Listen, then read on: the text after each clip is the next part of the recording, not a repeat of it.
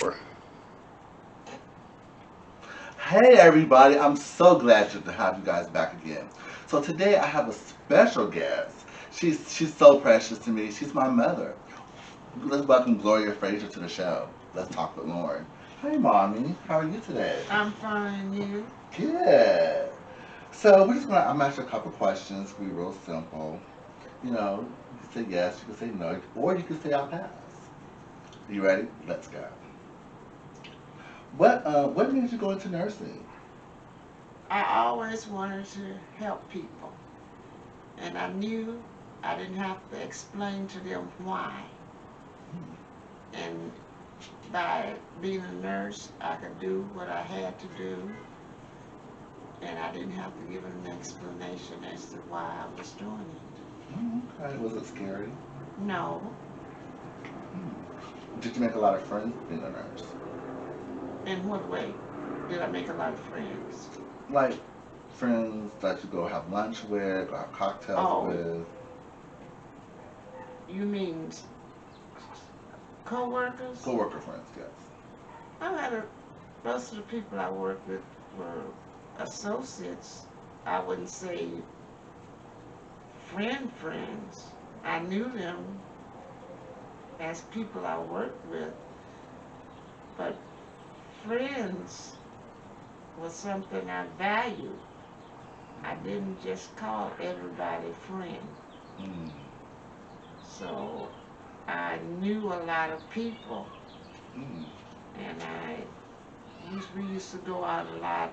Like we would work. I worked the 30-11 p.m. shift for a long time, and we would go out after work at night and have breakfast and things like that. But the breakfast good. Yes, it was. Mm.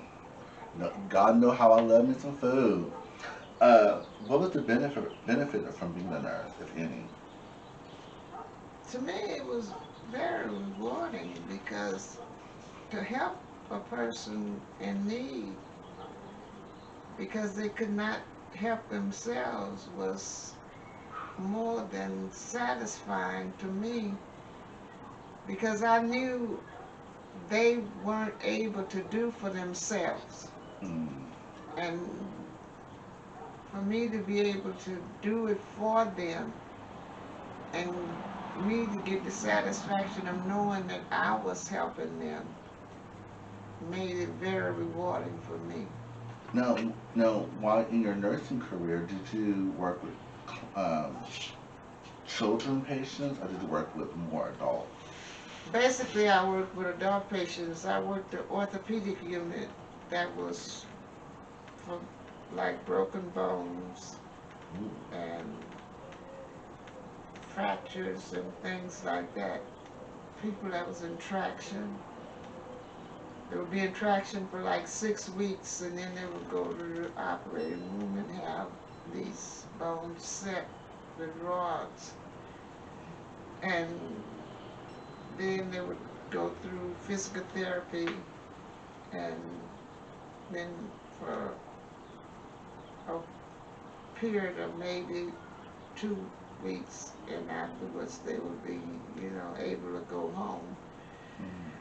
But it was a long period for some of the patients. Some of them were, you know, maybe we had some that was paralyzed and some that was, just there for long periods of time because of the injuries that they had. It depended. Did you ever get emotionally attached to any of your patients? I wouldn't say I'm emotionally attached. I would say people that I would be able to talk to that I would look forward to seeing every day. Mm. They were very personable. When you see somebody that you could relate to, even if no matter what age they were. And some of them were very decent people. I mean, from all walks of life. I mean, and they were I mean, when I say good people, I mean, they were very good people. Mm. And I really enjoyed my job. I don't think a lot of people could say that. I got pleasure out of what I was doing, even though sometimes it was not as good as it should have been. It was really hard. It was really one of those things where you didn't think you were going to ever get through because it was not enough people there to do the work. But we did it. We got by. So. Wow, that's amazing. Okay, here's some hard questions. How did you feel when you found out I was positive? It wasn't a matter of how I felt. It was like you came out to me and you asked me what was positive. And I felt like you didn't know what positive meant. So I had to explain to you what positive meant because you were so young. And after I explained that to you, then I came home and I called my brother. And when you realized what was going on, it affected you, and you just sort of like went in your room and you just went into this like you wanted to just cry. So I told my brother, and he told me to let me talk to him. And when he talked to you, he told you, Michael, you shall live and not die, and proclaim the works of the Lord. And my thoughts on it then was that I had to give it to God. So when I gave it to God, the burden was lifted off my shoulders. Because it was really, at first, I was just overwhelmed.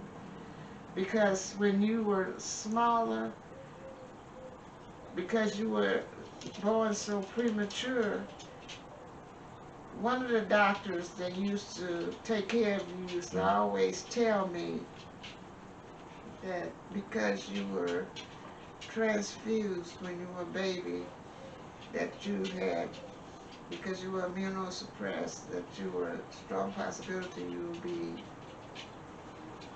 become HIV positive. For those of us who doesn't know what immunosuppressed means, what does that mean? That your body will be subjected to any kind of condition, that your body will not be able to fight off any diseases that would come along, that will be like anybody else, where your body will be able to fight off any kind of bacteria, germs, but Michael's couldn't. Wow. But anyway, Michael had been tested 2 times earlier in his for HIV when he was younger, and when he was running high fevers, and they came back negative. But the doctor literally, he had told me, he said that it was a strong possibility that he would become HIV positive because of the way his body was being transfused. No, the way his body was reacting to the pressure that was being put on it. So I never thought anything about it until it happened. But I know there's a purpose and a reason for everything. But I know God is not dead. And I know that He knows all and He cares for all. So He's taken care of him this long, and I know he's not going to forsake him. So I thank him. Well, Mama, I'm so grateful for you to come in and join Talk with Lauren today. Thank you so much. Well, I'm glad to be here, Martha. Yes. You guys, thank you so much for joining us on today. Remember to click like and share. So if you know anybody that could benefit from the show today, let them know about it. Tell them to come on over to Let's Talk with Lauren. And remember, have a great day.